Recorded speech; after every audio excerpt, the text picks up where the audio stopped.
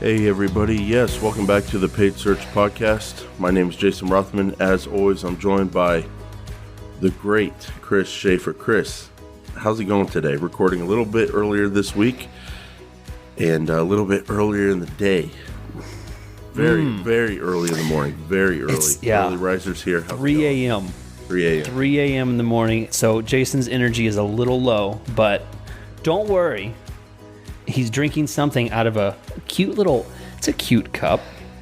All the little designs on, oh, can I share what it says on there? Or is that private? It says sure. Rad Dad. It says Rad Dad. Oh, he's pulling out something else. And he's got a personalized photo puzzle, 500 pieces. Jason. With my family. That is, yes. With PaidSearchPodcast.com. On the archive store, you can get the archive episodes and get a puzzle of my family. Just kidding. throwing in. If you buy all the episodes, you get a free puzzle along with it. Yeah, that's going to be really popular. That's going to be it. That's going to be the big seller. Well, welcome. Thank you guys for being here. Jason, it is beautiful and sunny outside. We talked a lot about the weather on our last episode. Things are back to normal. It's good. Man, it's good to be back to normal again for a solid week. I'm glad to be here, and everything good with you? Totally normal week? 70 degrees. For you as well? 70 degrees and sunny. And beautiful. Yeah. So we're back to beautiful weather. Chris, we have a 5-star review of the week from All right. Great Britain. From Brad. Oh, 5 stars. Yeah. A must listen for any digital marketing professional.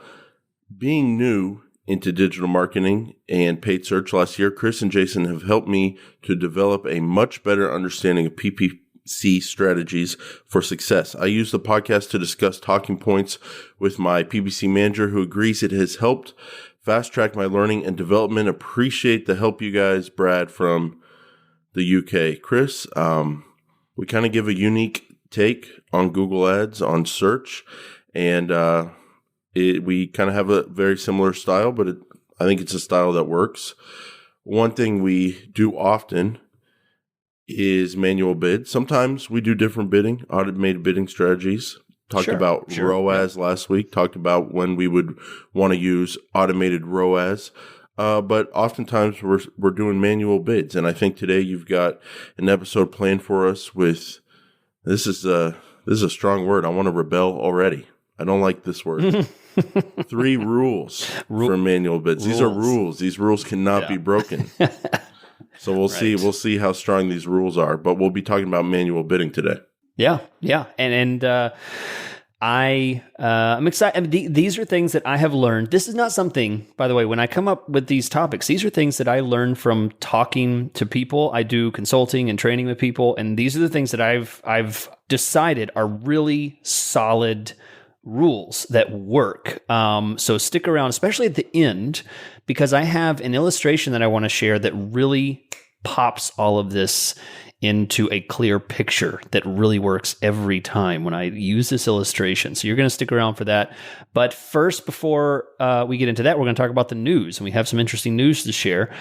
But more important than that is Opteo, opteo.com/PSP2. This show is brought to you by Opteo. It's been brought to you by Opteo for a long time. They're long sponsors of the show. Jason, I don't know if we would have 253 episodes if it was not for Opteo. They've kept this show going. It's expensive to keep all these shows hosted online, to take time out of our day. You know, this show is completely free, and there's just one thing that we would like for you to do. We would like for you to try out Opteo. It's not a scam. It's not anything that's gonna send you down this rabbit hole of useless time. In fact, it's going to do the opposite. It's going to free up your time. That's what this tool does. Opteo.com/PSP2 for an 8-week free trial of a tool that is designed right on its homepage for Google Ads. Go to these other online marketing tools. They're going to see you're going to see Facebook. We do Facebook. We do great with Bing. No, they say friggin' Google Ads right there. They say it. That's what they build it for. That's why you're listening to this show. That's why we think you're going to like it. It's designed for the tool that gets the best traffic in the world, and that's Google Ads. And you're going to get more done with this tool. And you can get to the things that you like to do. Get back to your day, as we like to do. So try it out for free for 8 weeks. And with that, Jason, you know how I feel about this news because we discussed it yesterday, something I came across. This news item is not something that we can read, at least from I've found. It is not a news item that is, there wasn't a press release. There was not any kind of big blog article about this. This was just one of those little things that just kind of disappeared, and it surprised me. So let me explain what's happening. In Google Ads, if you go to the Locations tab, which is over on the left, go to the Locations tab, and when you click that Locations tab, whether you're looking in display, search, shopping, whatever, there's Locations tab over on the left. You click on that, you're going to see 3 things: locations, excluded, and per store report. Okay. There used to be 4 things. There used to be user location report. Okay. That is now gone. I have no idea why it's gone, and I don't understand why it would be gone. I know that it happened from the time of recording this, which is the first week of March. It happened in the past couple days, something that I noticed over the weekend.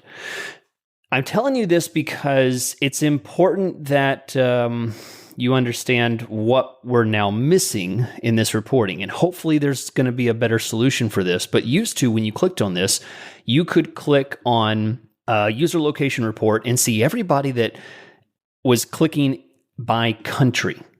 And one thing that was really interesting is that if you had certain location settings set up, you would then have the possibility of international traffic showing up.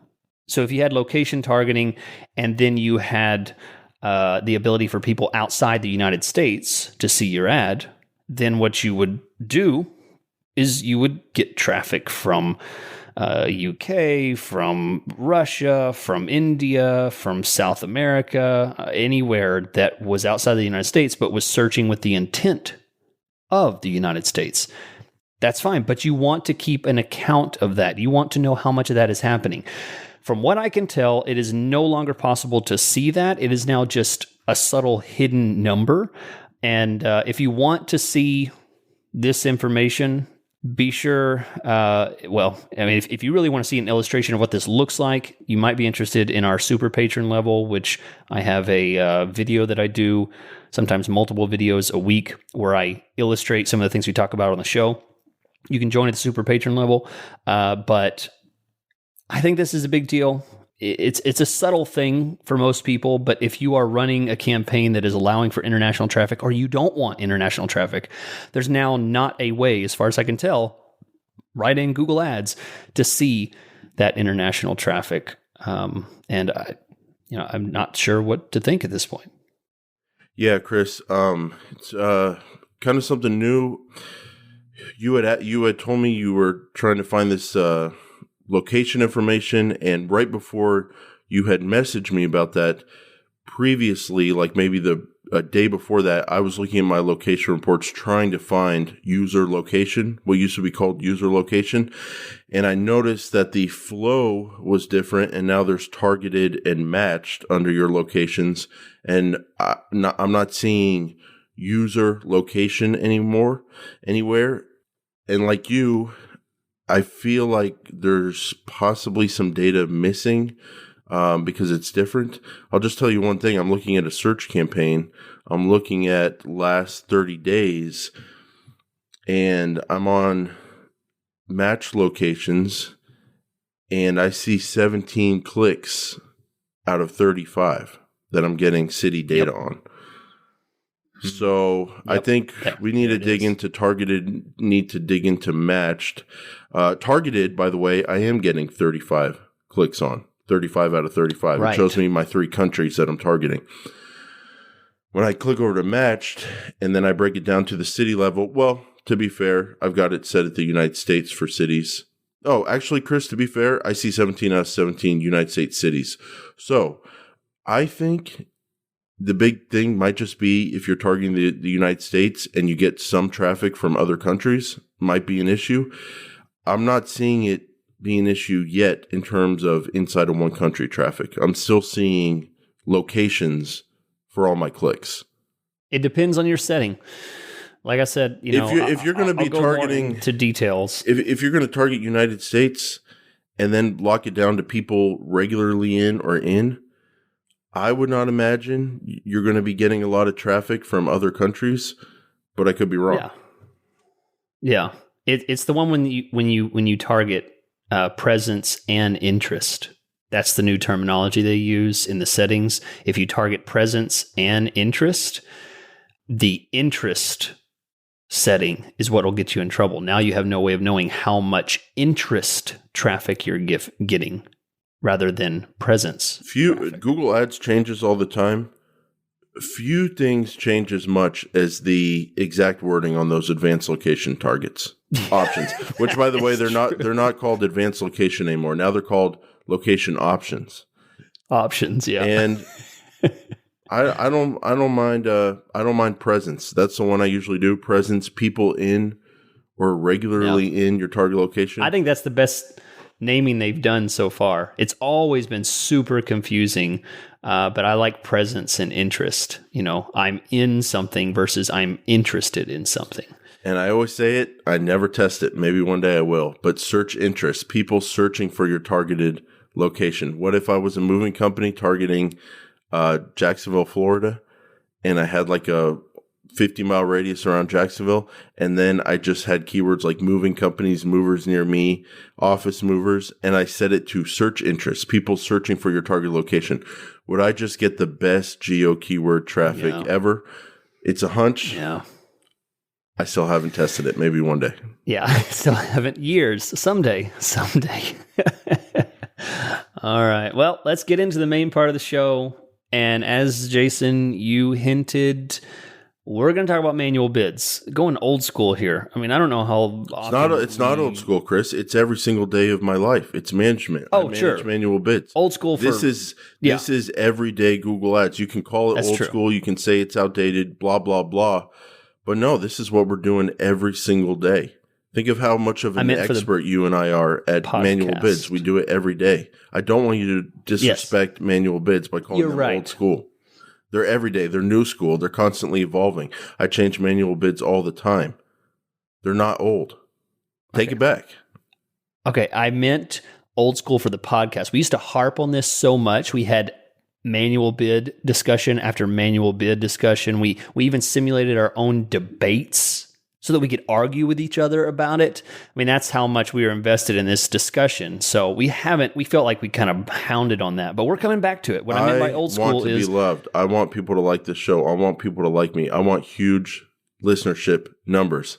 And if every other single human being that does Google Ads on the planet, except you and I, hates manual bids and wants to do automated bids, then I'll stop talking about manual bids. I think that's what happened over the last several months, Chris, why I stopped harping on it. Everybody kind of fell in love with automated bids, but no, I'm exactly right. I think I've said on the show 85% of my clients are on manual bids. I enjoy manual bids, and I'm going to talk about why. And I'm going to talk about, if there's a subheading to this discussion, manual bid, 3 rules for manual bids, subheading, it isn't scary.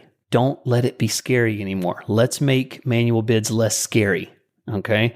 And the reason this popped into my head is because I was in a meeting once. I was doing some training with a company, and somebody spoke up. And when I mentioned the word manual bids, they spoke up and said they literally told their boss, like out loud. I kind of cringed a little bit. I was like, oh, don't say that. But they said, I don't have time for that. I don't have time for manual bids. That's why we use automated. I have too many things I have to do. Wow. Bold. Manual is honest. Too intense. And I was like, open workplace there. I yeah, I was kind of full transparency. Oh, okay. Yeah. So I was kind of like, oh, well, and what I want to do is I want to squash that fear. Manual bids are easy to do. And I have 3 things that I'll run by you guys, and you'll be the decider. Jason, you don't get to decide because I know you think they're easy because you agree. I know, but Chris, to have a mini great debate inside of an episode, they'll never, I mean, just in the way people think about this, they'll never be as easy as automated bids or take as less time as automated bids, because the truth is, we know the truth. Automated bids are not time-free. They're not easy. You have to figure them out. You have to monitor them. You have to know how to adjust to new changes. Yeah. But new problems come up when you do automated. But in people's minds, they're like basically set it and forget it. That's how people think of automated bids. So it's always going to be a hard sell. But I do hear you that there is a way to do manual bids and make it work time-wise, because I do it every day. So you've got 3 rules. That's the inspiration for the rules, to make them less scary, to make them less time-intensive than some people think they need to be. Your first rule here, Chris, the rule. You can't break the rule, which sometimes I break this rule, and I'm sorry when I do. I'm sorry. Okay. I call you and I say I'm sorry, because it sucks when you break this rule. Bid at the ad group level. Number 1 rule. When you bid at the keyword level, things get tough to make changes and track changes and all that. But bid at the ad group level. Why is this a rule? And bidding at the ad group level is opposed to bidding at the keyword level. So why bid at the ad group level? Okay. So I like bidding at the ad group level for multiple reasons. First of all, because it makes it easier. And you think, well, if I bid at the ad group level, I feel like I'm missing a lot of what manual bids is about. And I feel that people, when they push against this rule, they don't get the other rule, the number 1 rule of Google Ads that I think is even more important. And that's grouping your themes and ideas in ad groups. You better get your ad groups right if you do this. This rule is a problem if you screw up Google Ads rule number 1, which is group your things by theme and category. Group your things. Like manage group your ad keywords. Groups. Lay out your ad groups. There you go. Thank you. Do things right. Sound professional. In the Google. Do the stuff right, guys. So if you don't group your keywords by themes and categories, as simply as possible, you'll think, you'll have to bid at the keyword level, because you'll have a broad keyword that has to do with divorce lawyer right next to another one that says, help with alimony. And those 2 things may not be of equal value to your business. So how could you possibly bid the same number for each one of those? And you've broken the number 1 Google Ads rule. So this is not the Google Ads rule list. This is the manual bidding rule list. So a little bit of definition there on, why this is the number rule for what it is. Chris, I guess in a second we'll talk about why this is beneficial, why this makes things easier. But to continue the conversation on, if you do this, you have to have your ad groups correct. If you're going to bid at the ad group level, it's very important to know how to think about ad groups.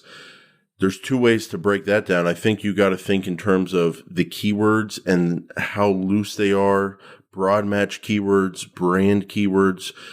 You don't want to be mixing those into your ad groups that you're going to be bidding on. And brand, and also just these pure broad keywords. I've been talking about that, moving them to their own campaign.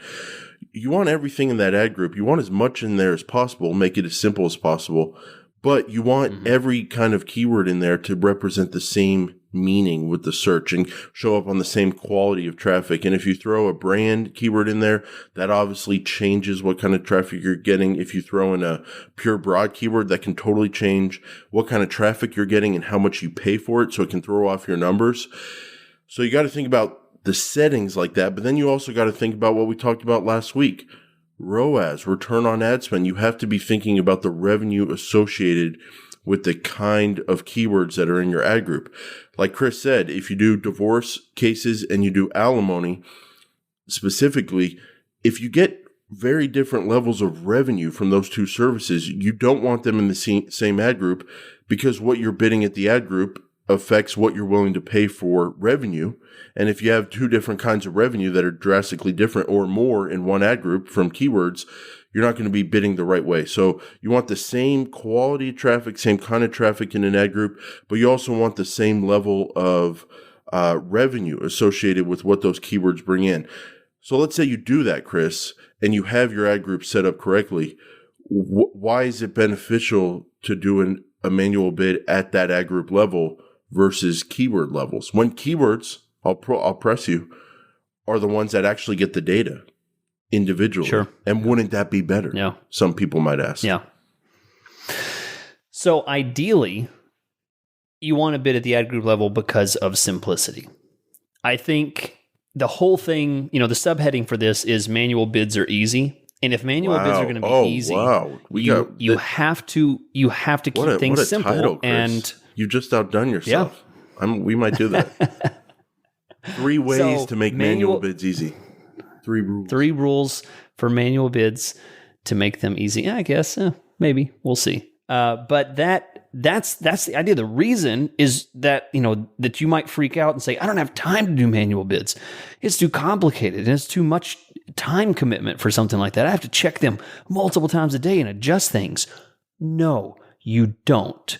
The frequency of management of these bids does not have to simulate as if you are some kind of AI bot changing them based on the numbers in 15-minute increments. That is not the way that you should manage your campaign. You are not a machine. You have to take it at a pacing that you can maintain, and you cannot maintain checking your bids and changing them on an hourly basis or half-hour basis. It's just ridiculous. So start simple. Start at the ad group level. There's a level 2, level 3, level 4 of keyword manual bidding management, but that's not for this. If you still think manual bids are difficult, then this is the 3 rules you should stick with. And number 1 is bid at the ad group level. And Chris, just to finish it up here, I like bidding at the ad group level, both for time. It is more efficient. It is a whole lot easier. You have an account with maybe 200-300 keywords and 10 to 15 ad groups or even 20 ad groups. Mm-hmm. It's a whole lot easier to manage things in your mind, to look at the data, to make decisions, to implement those bids. Not to mention, by the way, if you're targeting a bunch of different locations, maybe multiple states, and you've got the same 10 ad groups across 7 campaigns. Now you're talking 70 ad groups and 1,400 keywords maybe, or something like that. And so it's a whole lot easier to manage if you want to change one ad group bid that is across those 7 campaigns, just to have a filter for that ad group name and to change 7 ad groups as opposed to 140 keywords. So it's a whole lot easier time-wise and management-wise. Another benefit, Chris, it's harder to fool yourself with sample sizes. Example, moving companies, old school, we got to get away from these examples, but it's just what's on my mind. Broad match modified. I can have a keyword like moving companies, broad match modified, old school keyword. Mm-hmm. And then I can have it in 2 campaigns. One campaign might have 4 clicks over the last 60 days. I'm looking at 60 days of data, moving companies, broad match modified, and I see a 25% conversion rate. And I'm like, wow, that is a great keyword. I've listened to the Paid Search Podcast early episodes. They talk about winning keywords, losing keywords. You get more from your winners. You get less from your losers. Look at the impression share. So I bid up my moving companies plus broad match modified keyword, thinking I have a 25% conversion rate and I can show up higher a little more.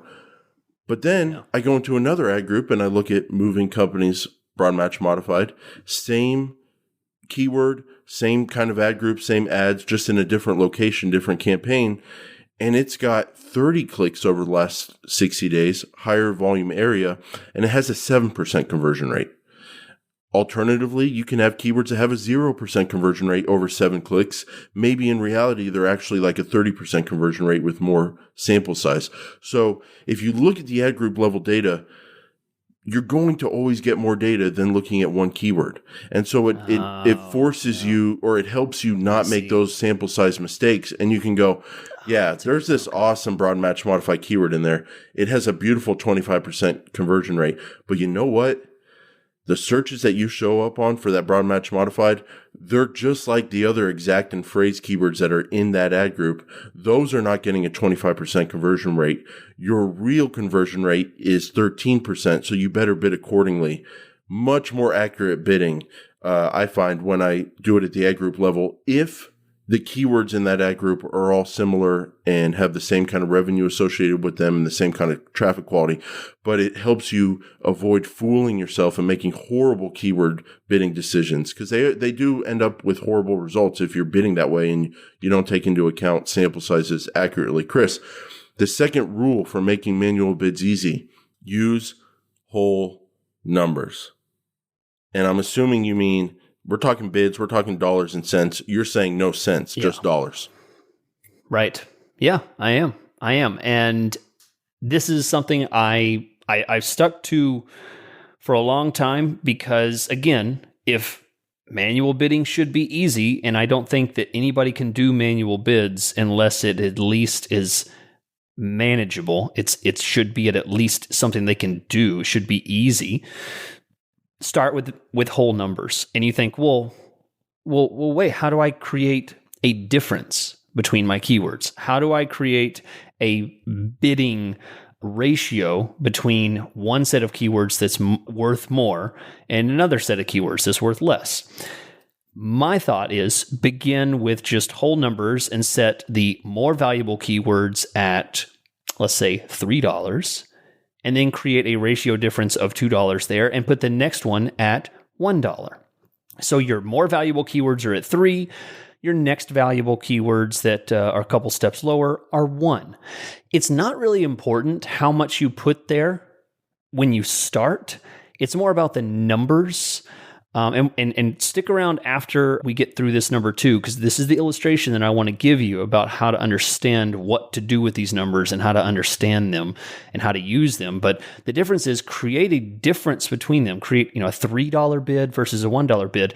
The difference is what's important, not so much the number. Your number doesn't matter, because if I told you what the math is on all of the ad rank formula and everything, you'd be like, why do I even care about this number? The number doesn't matter because there's quality score involved. We've now heard about ad threshold bullcrap that's happening. There's so much stuff that's out of your control. Get off the freaking number and just put $2 there.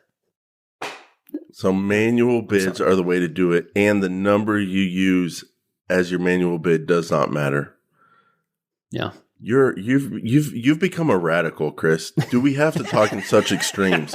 Of course the number matters. What are you talking about? This is, like I said, this is level 1 of manual bids, right? Level 1. And when it comes to level 1, I'm just going to qualify what you matters. said. I get what you're saying. If your ballpark average cost per click is $2, and one ad group is twice as valuable to your business as another ad group revenue-wise, or maybe converting twice as well, you don't want to see $2 and then, I'm going to up my bids 10% in this better ad group this week and see how it does, $2.20. You're like, let's make a move here. The numbers, they still matter, but I would put it this way. Don't get so worried. If you want to know your cost per click range, you want to know what level you're playing in. Maybe holes on a golf course. I don't know. Like, you want to know what section you're in. If your average cost per click is like $3, then maybe you're in the $1 to $10 range. Maybe you're never going to be paying $15 cost per clicks. You're never going to be paying 10-cent cost per clicks. You're in that $1 to $10 range or whatever. If your cost per clicks are $50 on average, that's kind of your area that you're getting a cost per click. You're probably never going to get a $5 cost per click and get away with it. You're probably going to never have to pay $500. But you're in maybe that $25 to $100 cost per click range. And I do agree with you that there's the ad rank threshold, there's your competitors, there's showing up a little lower, getting more clicks, showing up higher, or getting less clicks, showing up higher, getting more clicks. people get too hung up on like $5 bids versus $7 bids. If you're in the higher range, $25 bids versus $35 bids, sometimes you just need to go. You just need to make a decision and get some data. A lot of times you can bid $35. You may only pay $20 because of the ad rank stuff, because of other people aren't bidding as much. The way I look at whole numbers, Chris, is I look at them as not getting caught up in terms of cents and decimals for just management speed and thinking speed and managing things efficiently. You were talking about the person who said they don't have enough time to do manual bids. Yeah, because if you're trying to figure out if you should bid $5.07 versus $5.23, it's hard to think about. It's hard to do formulas that way. It's hard to manually punch in those numbers and then double check them and make sure you didn't put in $523 versus $5.23. And you're the bang for your buck. You're not getting a bang for your buck. It's just taking time. It's taking mental energy. The one area, so yeah, I like whole numbers generally. The one area where you do need sense is when your cost per click gets very small. If you're selling something that's very inexpensive and your bids are only $1, maybe your bids are $2, well then sense starts to make a big difference in your bidding. But the higher you get away from a few dollars bidding, the less likely you need to use sense. And I do that just for time and thinking efficiency. But sometimes I do sense. It just kind of depends. But I do agree with you. As the cost per click gets higher, the amount of sense you use, it does become less important overall. Yeah. I think as I said, this is level 1, level 2, 3, and 4. Then we would talk about using, 50 cent, 25 cents, but very rare. I think very few people are at the point when they need to adjust bids at the penny level. No way. I see very few. But every time every time I audit an account, don't you often see just completely random bidding amounts with cents? $7.02, $7.27. Yeah. Mm-hmm. Yep. Exactly. All right. So I have an illustration coming up that I think is going to just bust this wide open. I think it's going to help you moving forward. But before that, I want to remind you about Opteo, opteo.com. That's opteo.com/PSP2. That's the number 2. It's an 8-week free trial. You put your credit card in, you try the tool out for essentially 2 months.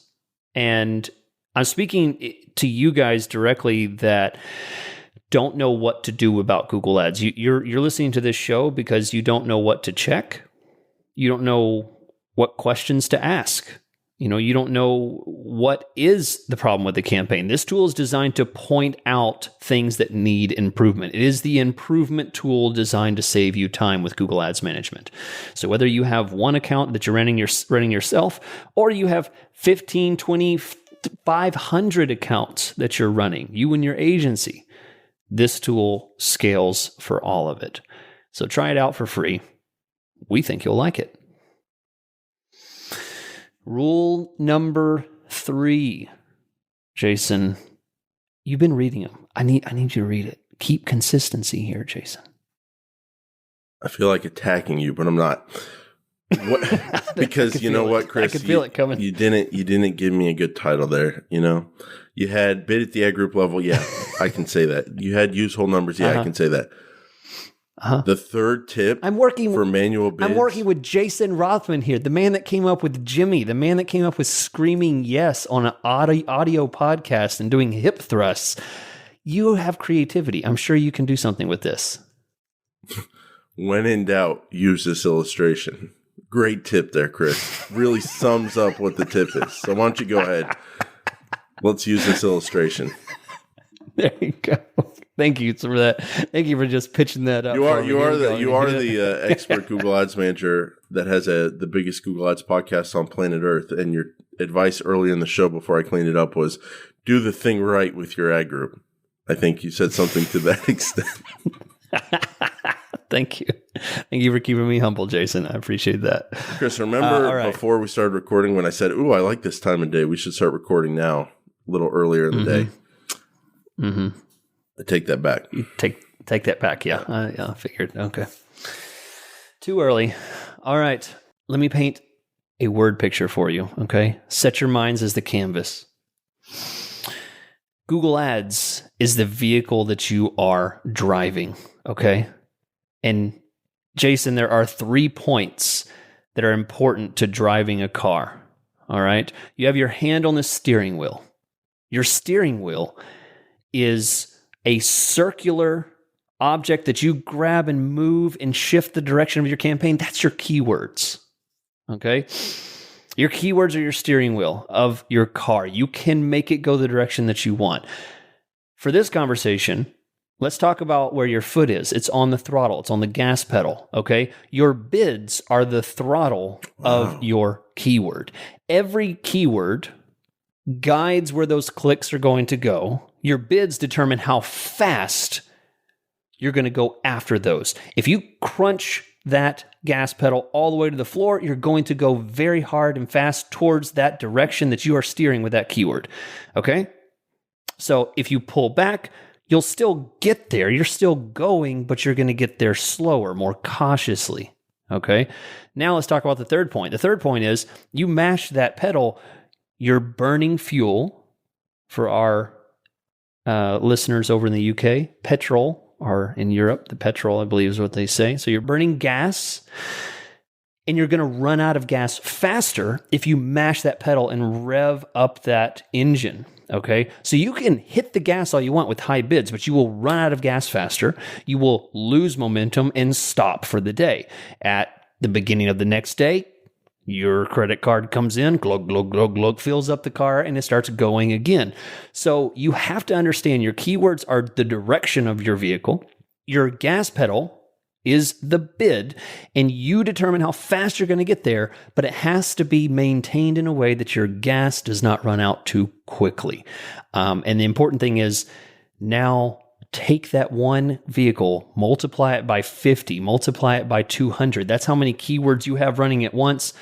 Your goal as the puppet master is to guide your hands over each and say, $2 bids here, $5 bids over here in each of the groups of vehicles that you have, and they all move at different speeds, and you have a glorious orchestra of vehicles playing you the music that speaks to the world, the music of money.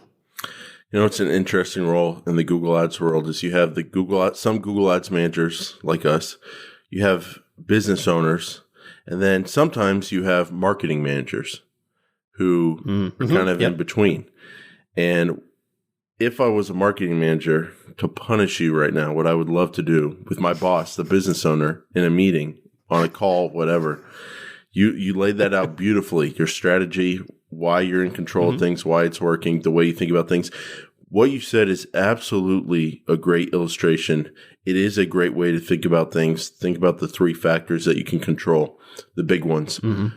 But I would love just to pull up a search right now on our conference call, on our call with my boss, and say, where's our ad? I don't see our ad. I see our competitors' ad. I see their ad all the time. They're getting more market share. You don't know what you're doing.